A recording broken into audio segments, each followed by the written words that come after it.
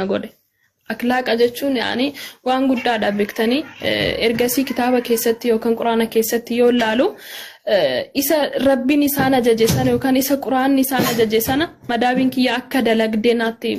dhibbatti akka isheen dalagdeen arge jechuudha. Dhibbatti dalagde. Akkaataa gocha isheen narratti gootu, ilaalchi isheen narratti gootu, inkibikaabeen isheen narratti gootu akka baqa beetasabni isaanii madadaan dhuguma islaamummaan isaan harka jira akkan jedhe amanuu na godhani. Akhlaaqni isaanii seenaa kiyya jijjiire jechuudha guutumaan guututti. Gaaffii isaan gaafadhe isaan illee naa deebisaa eegalanii afaan Arabiffaatiin viidiyoo adda addaa macaafa adda addaa naa deebisaa turani. Deebiseen gara ustaazaa TikTokii seenee jechuudha. Isaan irraa akkuma xumureen ijoollee keenya kitaaba macaafa qulqulluu irraa hin gaafadhe isaan naa deebisuu didanii jennaan baqa ustaazaa wal rabbi isaan irraa jaalatu waa'ee islaamummaa isaan sirriitti gadi fageessee gara islaamummaa dhufuu kiyyaan dura akkuma isiniin jedhe madaabirraa eegalee deebisee afaan oromiffaatiin gara ustaazaa wal dhufe ustaazaa waliin waan keessa jiru hundayyuu tokko tokkoon isaan gaafadhe isaan illee galata rabbi isaan irraa jaalatu waan hundanaaf deebisanii soo guyyaa dheerachuun hin barbaachisu jedhe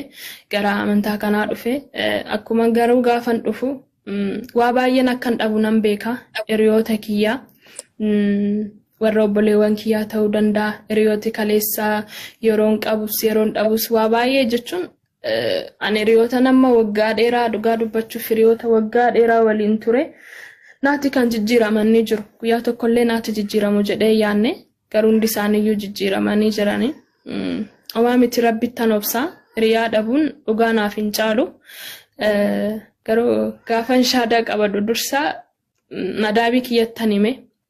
Jumaa ture beellama ergaa ustaazaa wal beellamne dura ganama akkuma ribaa kaaneen maamaa shaadaa qabachuu yaadeen jiran jedheen. Inamanni isheen dhugaa utaaltee na hammattee jechuudha madaabiin kiyya utaaltee naatti maramte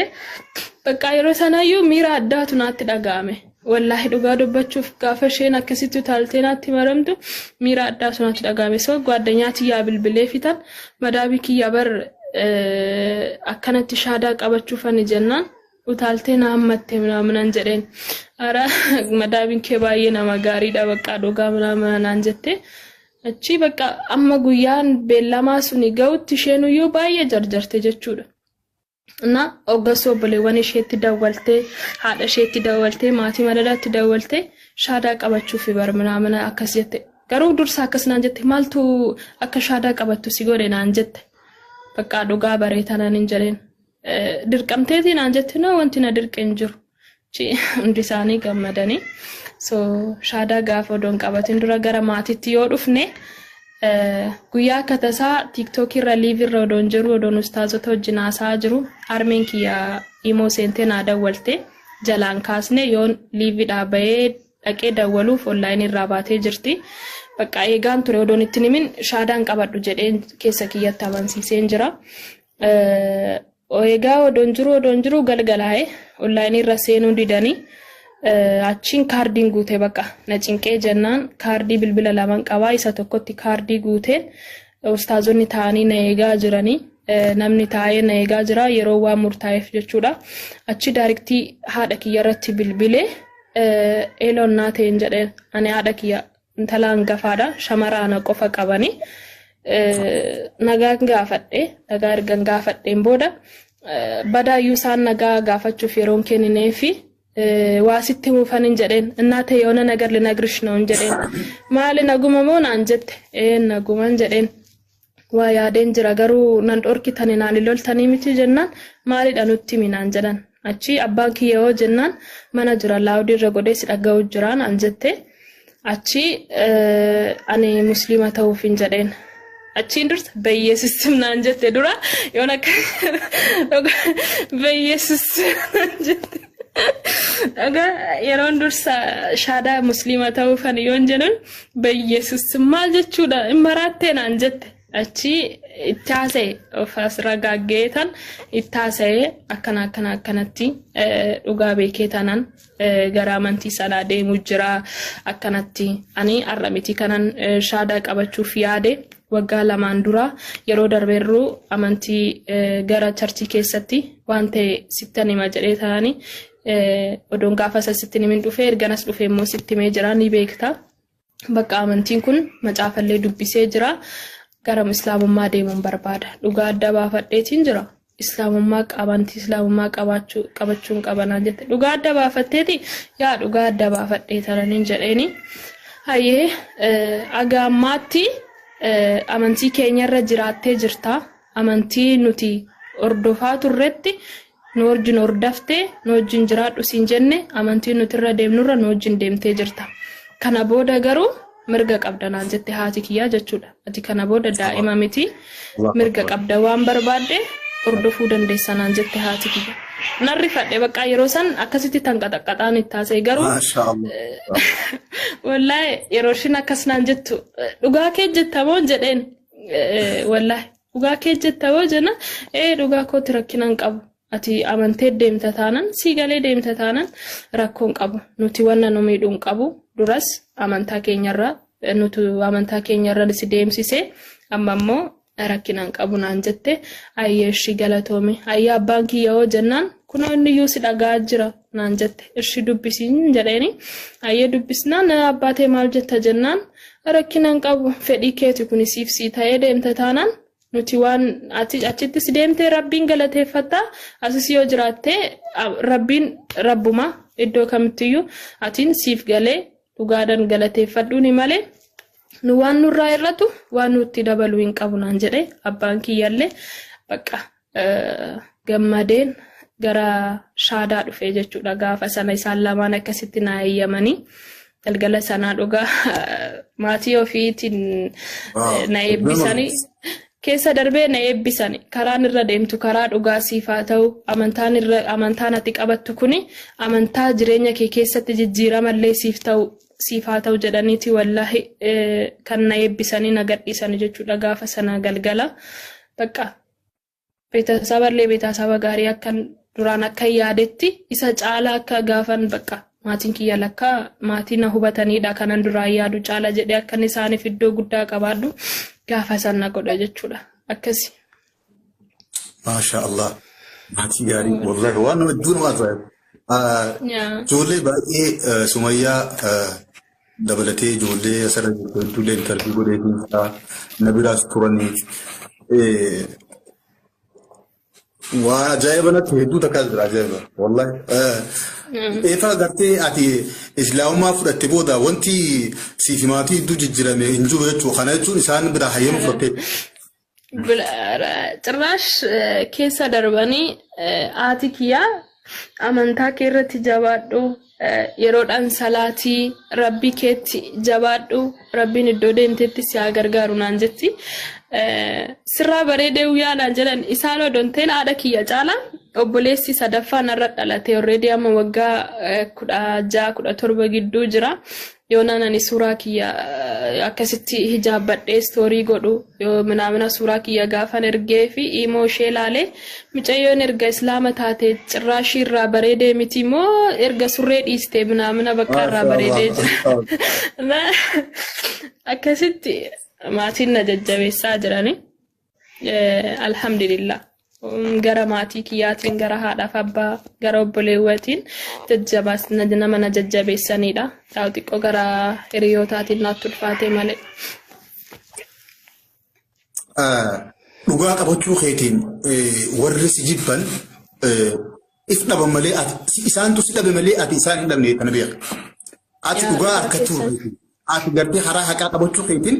warri arra hiriyummaa obbolummaa san gartee agar amantii namu amantii fi qabaatee bar hiriyoomuu ni danda'ama ture. Sigaleemi amantii walii qabatanii hiriyoomuu ni danda'ama ture. Garuu isaan arraan tan ati dhugaa qabachuu kan keetiin warri gartee sigatan ati isaan hin dhabne isaantu si dhabe. Aan akkasitti nama. Alhamdulillah maatii akkasitti ilmaatu siifuu deeggaree sibiiltu siifatu aqaan tana.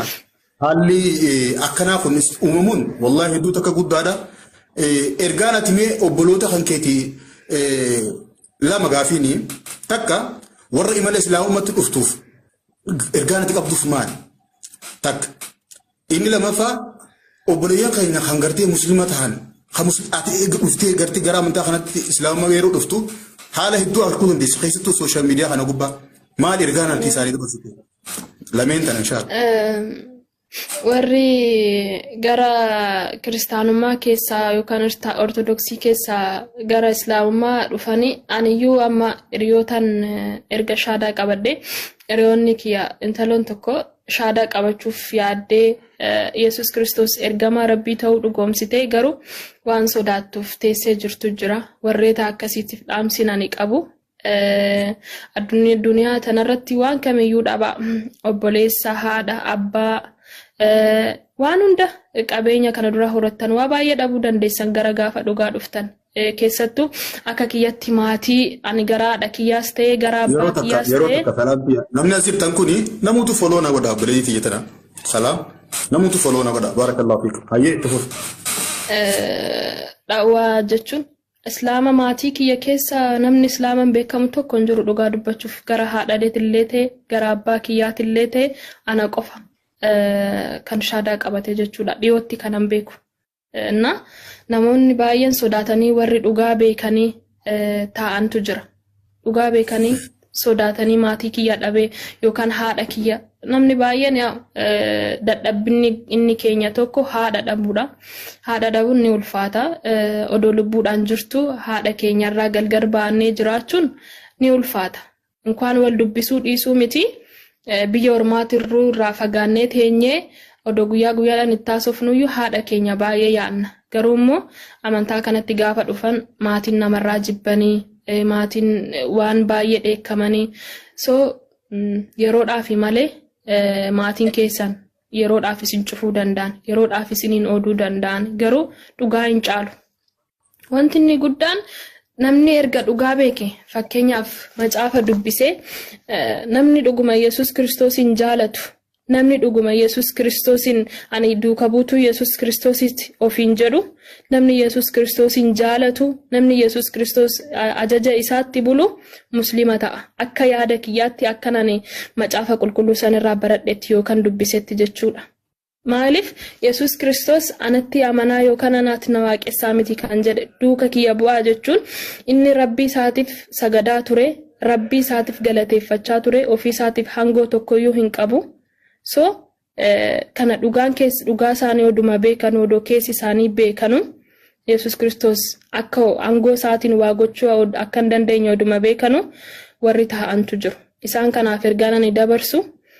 duniyaan tuni dhiphoodha arras borganama yookaan har'aan iddoon taa'e kanattuyyuu yoo eeyyama rabbiin ta'inaan asitti borganama du'uun danda'a duniyaa tana gadhiisuun danda'a kanaaf maatii keessan sodaattanii hiriyoota keessan sodaattanii yookaan haadhaan dhabaa abbaan dhabaa abbaa manaan dhabaa ijoolleen dhaba jettanii sodaattanii hin taa'ina dhugaan